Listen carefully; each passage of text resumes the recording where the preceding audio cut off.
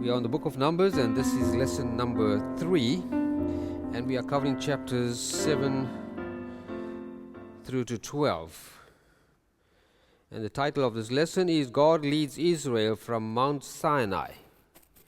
The journey begins after the nation has been organized at Mount Sinai. We remember that they spent about 1 year at the mountain where God had given them the law, organized them as a nation, set up the tabernacle, and now they are ready to leave. So the objective of this lesson is God leads Israel from Mount Sinai towards the promised land. And that's what we are looking at. The subject is, how does Israel behave on the journey? Or think about it this way, how does Israel respond to God's leadership? Remember, God's been leading them from Egypt all the way to Mount Sinai, and now they are ready to leave Mount Sinai, and we want to see them as God organized them. How do they respond to God's leadership? And the key text that I'm using here is Numbers chapter 10 and verses 35 and 36. Whenever the ark set out, Moses said, "Rise up, O Lord, may your enemies be scattered, may your foes flee before you." Whenever it came to rest, he said, "Return, O Lord, to the countless thousands of Israel." So, just to use as an illustration, a first response is always explosive. And many people start out with a big bang, but they soon fizzle out. Through many years of observation, and we've seen how people show a great excitement when they hear some biblical facts that they never knew before. It's all excitement. They get all excited and join the Bible study. Yes, it's excitement at the beginning. But the enthusiasm soon turns to apathy, uninterested. Eagerness becomes droopy. Excitement soon grows cold. Enjoyment turns to irritation. The book of Numbers teaches us not to lose our enthusiasm in knowing God. Never lose your enthusiasm. So let us guard ourselves from becoming apathetic, droopy, cold, irritated. At this point in our observation, the Israelites are ready to leave Mount Sinai, and God is in the driver's seat. Who's the leader of the nation? Not Moses. God is. And Israel is now passionate to start the journey, eager and excited. So coming from slavery, they now have a new life of freedom. Leaving Egypt was a journey to remember. The slaves of Pharaoh have now become the worshippers of God. Once they were slaves in Egypt, now they are worshippers of God. And God does not treat them as slaves. And now in a no man's land at Mount Sinai, God prepared them for a destination greater than their dreams. Being now packed and ready to leave Sinai towards the promised land, there is a great excitement. And that's recorded for us, and we could see that excitement. Numbers chapter 10, verse 35 and 36. Whenever the ark set out, Moses said, "Rise up, O Lord. May your enemies be scattered. May your foes flee before you." And whenever it came to rest, he said, "Return, O Lord, to the countless thousands of Israel." That's the excitement. Ready to move towards the land of promise.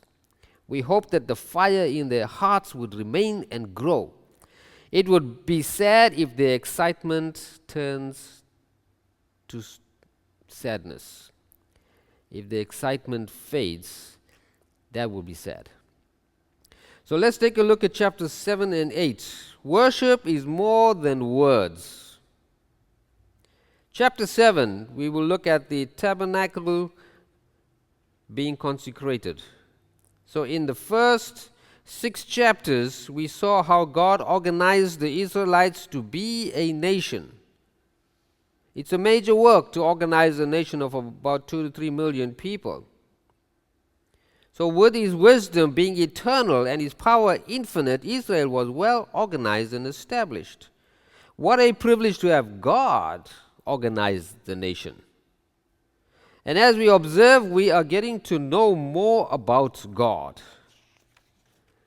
As we watch Israel leave Mount Sinai, we are getting to know more about God. And that was God's purpose in giving them his written word.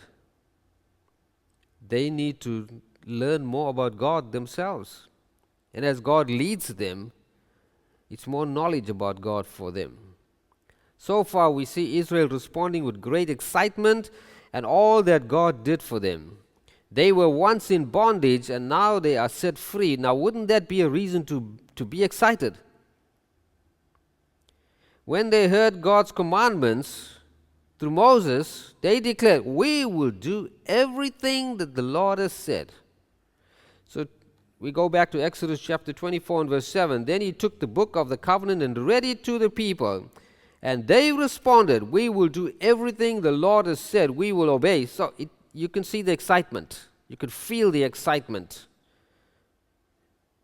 And a great start before leaving the mountain was the anointing and consecration of the tabernacle, their newly built place of worship. Before they came to Mount Sinai, they never had a tabernacle. Remember, the tabernacle was built at Mount Sinai. So, verse 1 tells us of chapter 7, when Moses finished setting up the tabernacle, he anointed it and consecrated it and all its furnishings. He also anointed and consecrated the altar and all its utensils. So it was a lot going on before they started the journey. Anoint is to nominate a person or nominate an object. It is to select by applying oil.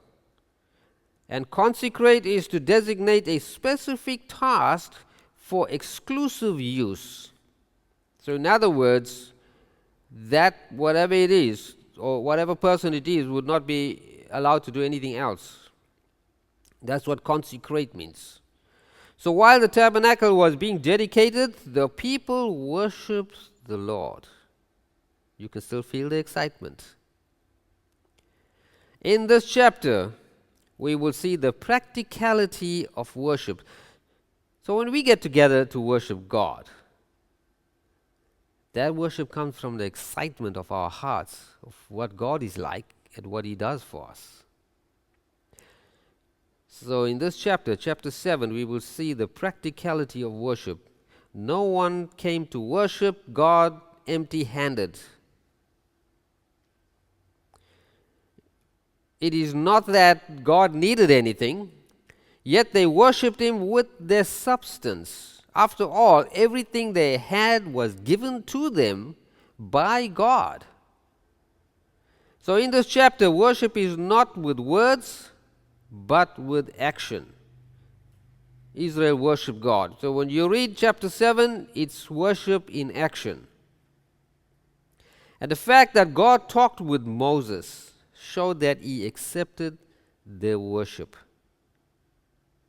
If God didn't accept the worship, he wouldn't be talking to them. He wouldn't be talking to Moses. So look at chapter 7, verse 89. When Moses entered the tent of meeting to speak to the Lord, he heard the voice speaking to him from between the two cherubim above the atonement cover on the ark of the testimony. So that's quite clear where God dwelt. He didn't indwell the Israelites. His dwelling was in the tabernacle, in the Holy of Holies, at the mercy seat between the cherubims. So each tribal leader represented their tribe in worship. So the whole tribe didn't come in and worship. The leader of the tribe represented them. God then requested all the offerings to be given to the Levites to use for their work at the tabernacle. So whatever offerings they brought was given to the Levites, so they could use it at the tabernacle. Chapter 7, verse 4 and 5, the Lord said to Moses, accept these from them, that they may be used in the work at the tent of meeting. Give them to the Levites as each man's work requires. So it wasn't, oh, come pick what you need. No, it was give what was needed for each man's work. Very organized. The animals were used for burnt offerings, sin offerings, and fellowship offerings. When the leaders finished worshiping, God responded to Moses by speaking to him from the throne in the Holy of Holies, which means God accepted their worship. This time he is not speaking to Moses from the burning bush or from the mountain, but from the tabernacle, the center of the nation. That's where God spoke to them from, the Holy of Holies, from in between the cherubim. God is at the center of the nation of Israel. His throne is inside the tabernacle, which is at the center of the nation. The visibility of the tabernacle means that he is with them. So every morning that the Israelites woke up and saw the tabernacle, it reminded them that God is with us, is at the center of the nation. So let's take a look at chapter 8. The Levites are consecrated. Aaron's sons, who were the priests, are responsible for lighting the lampstand inside the tabernacle. But what's the significance of lighting a lampstand?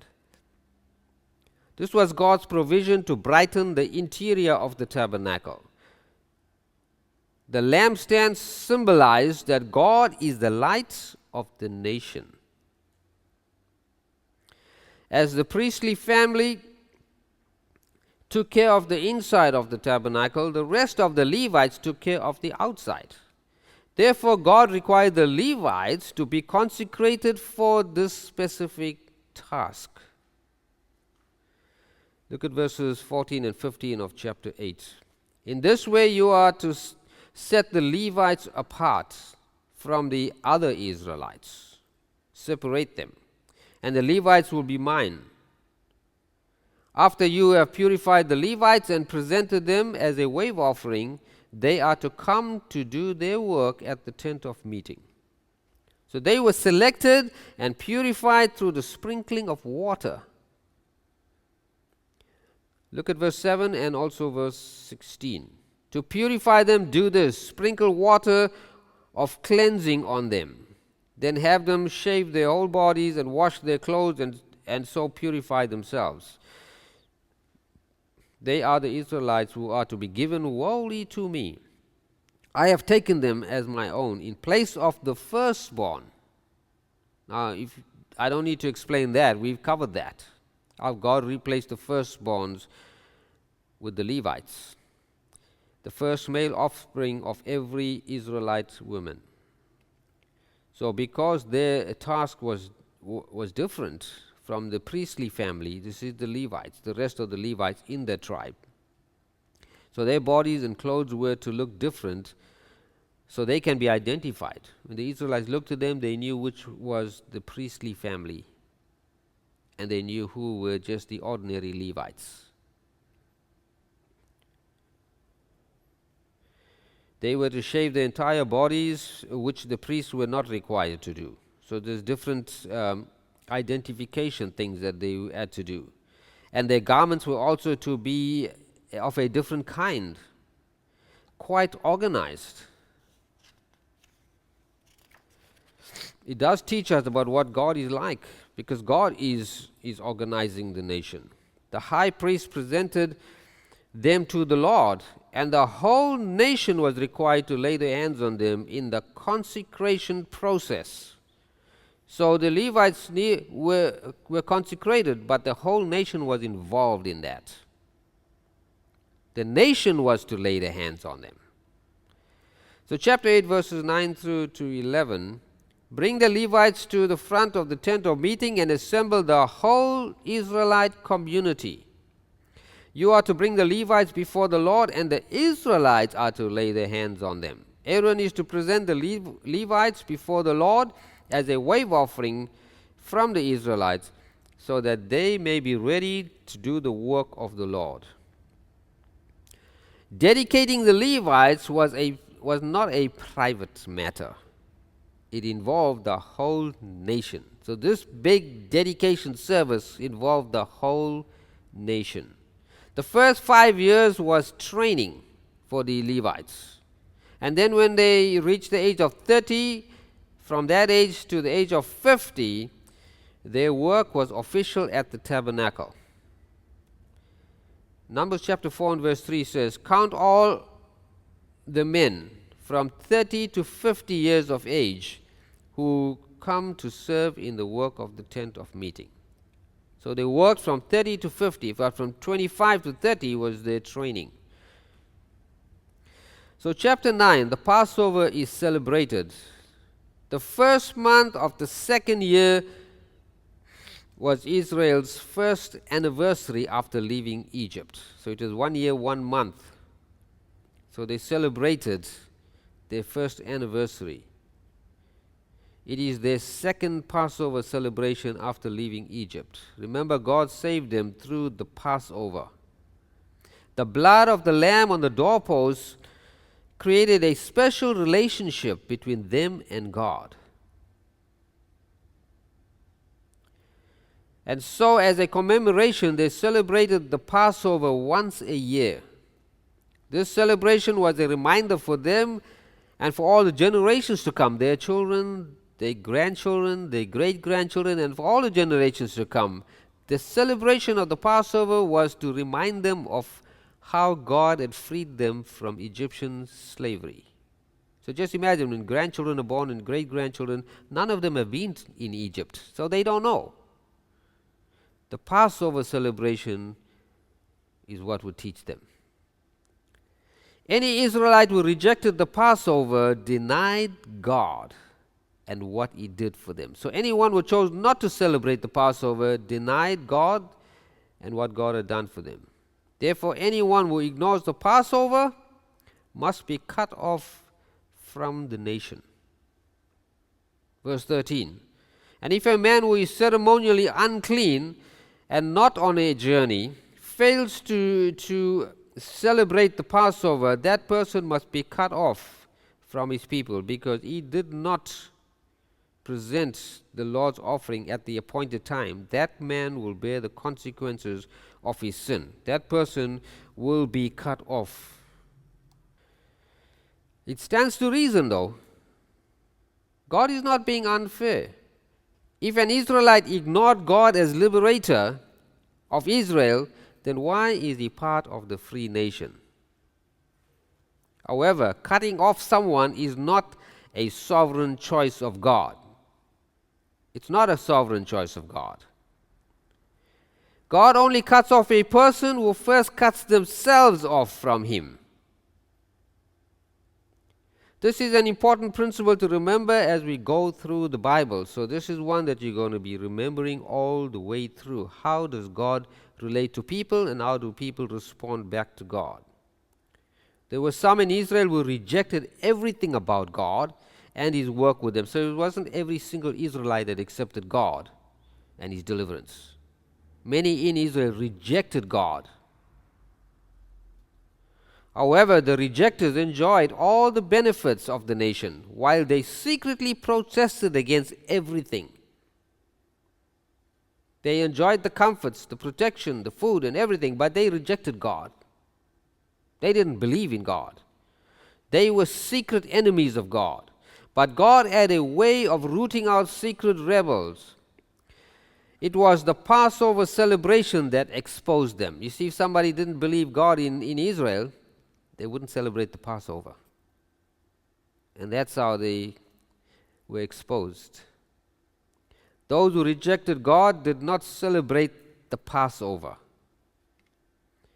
So it is a fact that not every Israelite accepted God and His work for them. But some people were unable to celebrate the Passover. They had a reason, of course. Some of them were ceremonially unclean because of a dead body. or someone may be away on a journey. In such a case, they were not deliberately evading the Passover. They just couldn't celebrate it, but good reasons. Therefore, in these circumstances, God allowed a supplementary Passover celebration the following month to accommodate for those who could not celebrate the Passover. So God made a way for those ones. There is a difference between cannot and will not. Cannot or will not celebrate the Passover. Rebels will not celebrate it. And there is only one reason for that. Why would someone not want to celebrate the Passover in Israel? They did not really believe in God. That's the reason. So let's take a look at verses 15 through to 23. We're still in chapter 9. Confirmation of God's leadership. That's what these verses talk about. One of the final checks before leaving Sinai was for Israel to understand who is leading them. And who is leading Israel when they leave Mount Sinai? It's not Moses. So they needed to understand who is leading them. The tabernacle showed God's presence among them, and the cloud showed God's leadership. When the cloud lifted from the tabernacle, they followed it. And when the cloud settled over the tabernacle, they stopped and set up camp. Who was leading? God was. So God led them through the visibility of the cloud. It is amazing that Moses is not mentioned in these parts, when Israel had to move and when they had to stop. So it is established and confirmed that God was the leader of the nation of Israel. He was the leader of the nation. Let's look at chapter 10. Trumpets and orderliness. The trumpets and how they were sounded kept the nation orderly. Well, you can have one blast of a trumpet, you can have two blasts or three blasts, or you can have a low tone or a high tone. Whatever the blasts of the trumpets were, it gave some instruction, but it kept the nation orderly. So different trumpet blasts and sounds required different actions. Well, I don't know exactly. Maybe one blast, the people came together to worship. Or maybe two blasts meant that they get ready for war. Three blasts could mean something else. It's not exactly like that, but that would be the idea. So the different signals kept them orderly, whether they were settled in camp or on a journey or advancing in battle, which is going to war. The trumpet signals also kept worship orderly during their sacrifices and festivals. Look at verse 10 of chapter 10. Also at your times of rejoicing, your anointed feasts, your new moon festivals, you are to sound the trumpets. This was during worship time. Over your burnt offerings and fellowship offerings, and they will be a memorial for you before the Lord. I am the Lord your God. So just like the cloud signified God's leadership, the trumpet signals also signified his leadership in keeping them organized and orderly. They knew when to move, where to stop, and how to camp. They also gave them the trumpet blast. God also gave them trumpet blast as an assurance that he remembers them. So verse 9, when you go into battle in your own land against an enemy who is oppressing you, sound a blast on the, here's one blast, right? Sound a blast on the trumpets. Then you will be remembered by the Lord your God and rescued from your enemies. So in doing all these things, God was revealing himself to them one day at a time. What were they learning about God? Is the question. They were learning that God is a God of order. God does not condone chaos in worship or lifestyles. God will reject Israel if they reject being orderly. God is a God of orderliness. Chapter 9 and verse 23. At the Lord's command they encamped, and at the Lord's command they set out. They obeyed the Lord's order in accordance with his command through Moses. Verse 28. This was the order of march for the Israelite divisions as they set out. God is God of order. Although contemporarily this was to the Israelites, however, the revelation of God applies for all time. God's orderliness never changes. Even in the New Covenant, the New Testament, the New Covenant is about living according to God's orderly leadership. So we look at just a quick peek into the New Testament, 1 Corinthians chapter 14 and verse 33. For God is not a God of disorder, but of peace, as in all the congregations of the saints. He's not a God of disorder.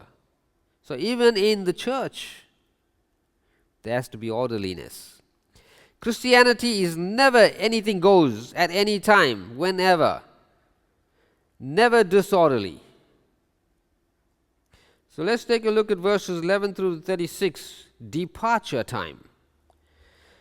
Now with all systems checked and ready for departure, the cloud lifted from the tabernacle and the Israelites began the journey.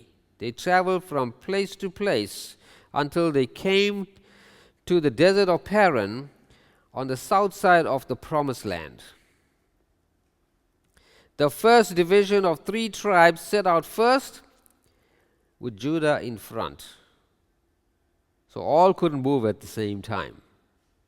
The first division of 3 tribes started out first, with Judah in front. Then the Gershonites and Merarites took down the tabernacle and followed it.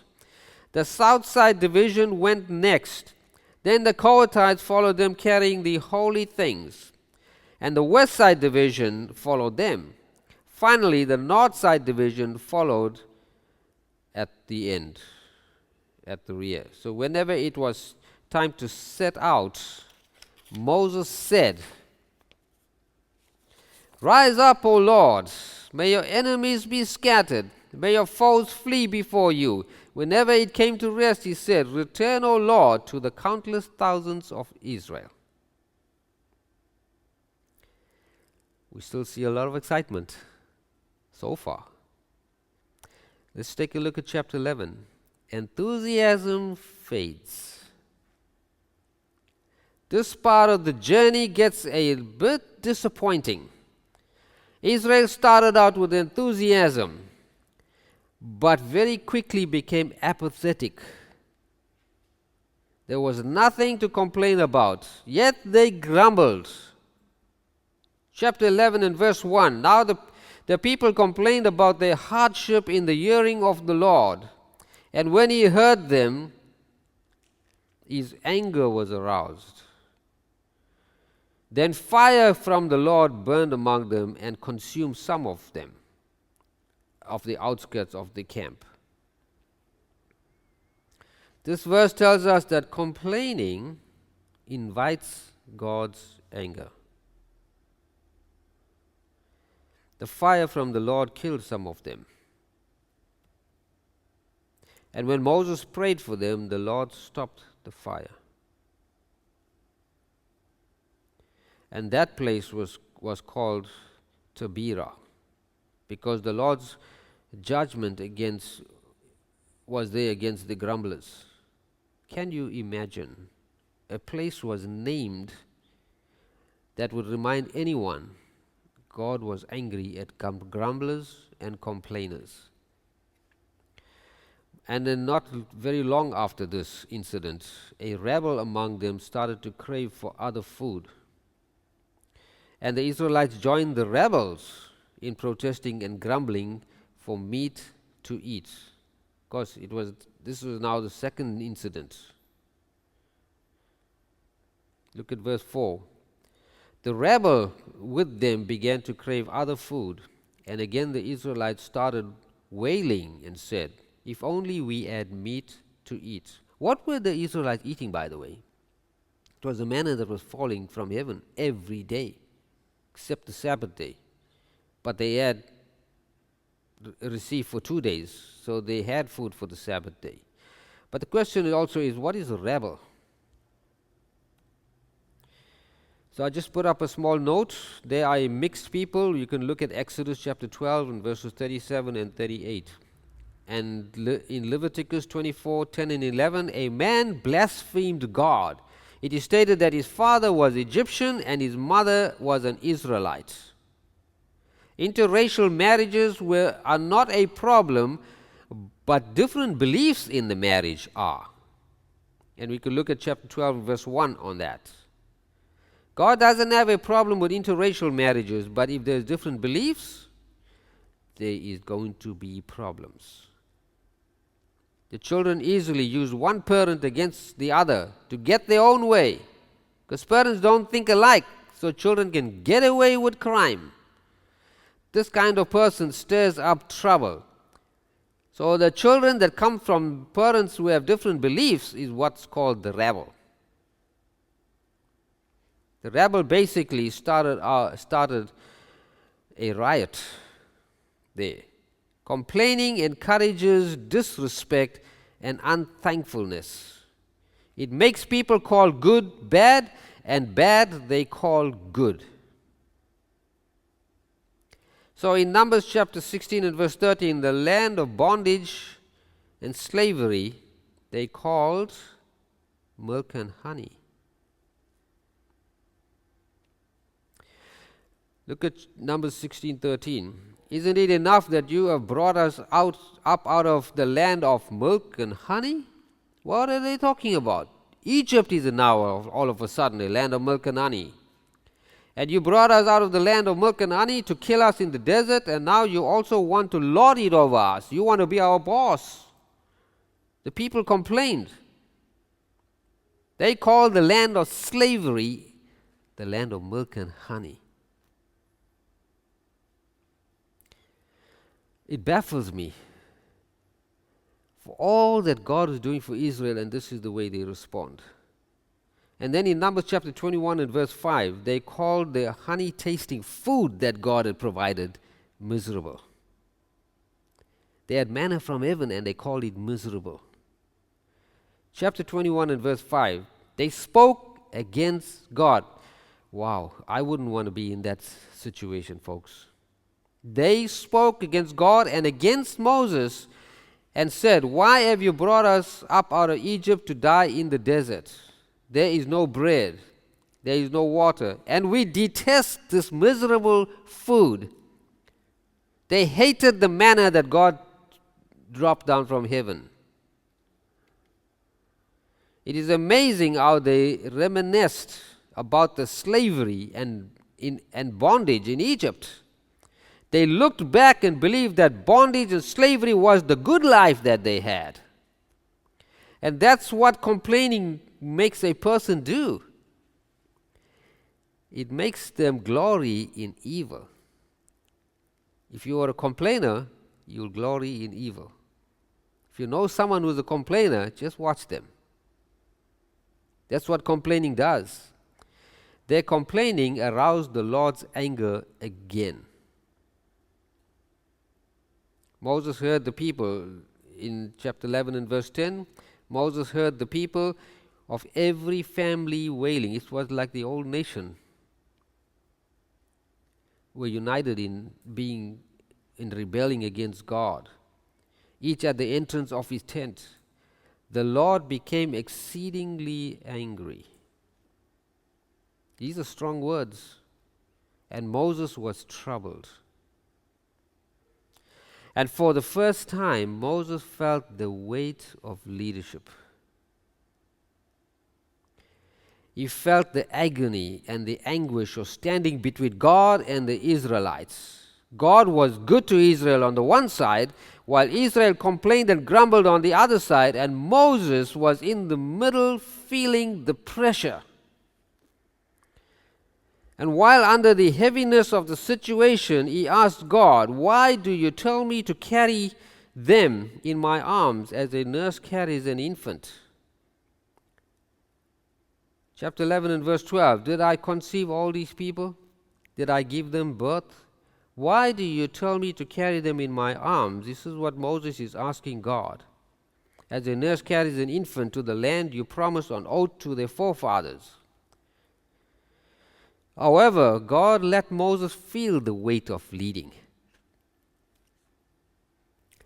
and leading alone, before giving him assistant leaders to share the work. God knew he was going to give Moses some assistance and give him more men to help him lead. But he wanted him to feel the weight of leadership, of leading alone first. The Lord appointed 70 elders, known to be leaders among the nation, to share the responsibility of leadership. And God took of the Spirit from Moses and put the Spirit on the 70 elders, giving them the ability to lead. Moses had no problem in sharing his leadership. Sometimes we do come across leaders that just, "I am the leader," and they want to do it all by themselves. Not the case with Moses. And when Joshua tried to stop 2 of the 70 elders, Moses objected and preferred the Lord add even more co-leaders. Then God answered the demands of the grumblers and gave them meat to eat for a whole month. You can picture this in your minds. 2 to 3 million people. How much of food would you need to feed them just for one day? But God had provided meat for a whole month. Imagine the amount of food needed to feed 2 to 3 million people just for one day, yet God had fed them for a whole month. Moses was stunned, as there would not be enough fish in the sea to feed this multitude for that number of days. You would have to take all the fish out of the sea to feed them for a month. And God calmly answered Moses. God answered Moses' question with a question. Is the arm of the Lord too short? Verse 23. The Lord answered Moses, "Is the Lord's arm too short? You will now see whether or not what I say will come true for you." So God granted Israel's request, but as a judgment and not as a blessing. Sometimes we could be asking God for the wrong thing. And because we insist and insist and insist, God may give it to you, but not as a blessing, as a judgment. And this is what happened in Israel. They were eating meat until it began to come out of their nostrils. That is greed. Their vomiting was a result of overeating. And while the meat was still stuck in their teeth, God struck them with a severe plague.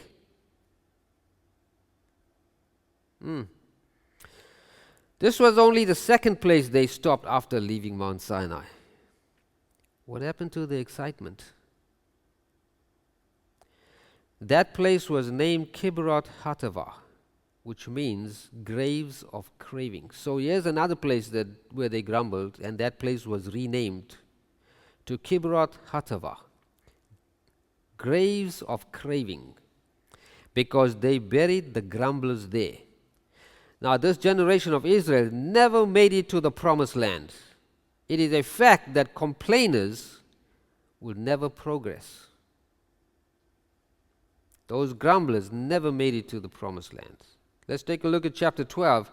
Complaining is contagious. Are you hanging around complainers and grumblers? Be careful. It's very contagious. And that is the other danger about complaining. It is contagious. Staying around grumblers and you will soon start grumbling yourself. The people grumbled, and their grumbling soon spread to the leaders of the nation, Miriam and Aaron. So don't think leaders are exempt. If you have a congregation that's complaining and grumbling, very soon the leaders are going to start doing it. It's that dangerous. It's that contagious. The leaders of the nation, Miriam and Aaron, began to grumble against Moses. They began to subtly oppose Moses' leadership by attacking his marriage. Early signs of racism here. Because Moses was married to an Ethiopian woman. Maybe the Miriam and Aaron were jealous of the 70 elders whom God chose as co-leaders. So they just attacked his marriage. God is against jealousy, but he is never against interracial marriages. So let's not lose the point here. He's against grumblers. And Moses was an humble man. He never took any credit for being leader, and he never claimed supremacy over the nation. That's a good leader. Let's look at chapter 9 and verse 8. We'll also look at 11, 14, and 29. Numbers 9:8 says, Moses answered, wait until I find out what the Lord commands concerning you. See, Moses wasn't a leader that pretended to have all the answers. He said, wait till I find out what the Lord has to say. Good leader. Chapter 11 and verse 14 and in verse 29 as well. I cannot carry these people by myself. The burden is too heavy for me. Here was a leader expressing that it was too difficult to be a leader. Verse 29, but Moses replied, are you jealous for my sake? I wish that all the people, all the Lord's people were prophets, and that the Lord would put his spirit on them. We need more leaders is what Moses is saying. He was willing to have others to lead with him. God referred to Moses as my servant Moses. Chapter 12 and verses 7 and 8. But this is not true of my servant Moses. He is faithful in all my house, my servant Moses. With him I speak face to face. Face to face means I know him that well, and he knows me that well. I speak to him face to face, clearly and not in riddles. He sees the form of the Lord. Why then are you not afraid to speak against my servant Moses? This is what God is saying to Miriam and Aaron. This is my servant Moses, whom you are speaking against. This book tells us that Moses was more humble than any man on the face of the earth. Verse 3, now Moses was a very humble man, more humble than anyone else on the face of the earth. Some may think that Moses was not a good leader because he got angry and he broke the tablets of stone and he struck the rock. But God said that he was more humble than all the others. Should we go with our opinion or go with what the Word of God says? For the Israelites to go against Moses was to reject God's choice of this man. Miriam was struck with leprosy and publicly shamed. The leading family was not exempt from the Lord's discipline. The scriptures don't say that Miriam and Aaron addressed Moses directly. They didn't come up to Moses in his face and say to him, we have got a problem with you. No. They grumbled about him and they gossiped about him. But God was fully aware of what was happening and he protected Moses. Nothing can be hidden from the Lord. They secretly grumbled and complained about him. And this happened at a place called Hazareth, after Kibroth Hattaavah. Moses showed his humility by praying for Miriam. Oh, she was against him, but he prayed for her. God hates complaining and grumbling and jealousy. but He loves humility. So, in conclusion, what can we say? God led this nation, but it was quite disappointing on their part. The tabernacle was built and dedicated at Mount Sinai. A good start and a happy departure. But at Kibroth Hattaavah, the complaining and grumbling started. Then at Azareth, their grumbling spread like a disease to the leading people of the nation. So instead of blessing the nation, God had to bring His judgment on them. Instead of blessing them, He brought His judgment on them. A walk into the journey. It's not long into the journey. But sadly, many of them decided to walk away from the Lord. Why would they do that? Many Israelites rejected God's leadership to their own detriment. But God continued to lead them because He remained faithful and true to His promise. Why would God still tarry with this nation? Because God remembered His own promise that the offspring would come through them. Let us bow our heads in prayer. Father, we are grateful that You don't change like people change.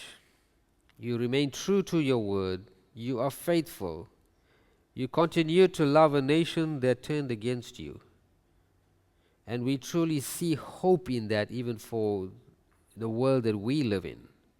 People can turn to You. It's never an end for anyone. But we are thankful, Lord, that as much as the Israelites grumbled, You still took care of them. You still rained down manna for them. You still fed them. But we are truly grateful that as we go through these chapters in this book, we continue to see more of what You are like.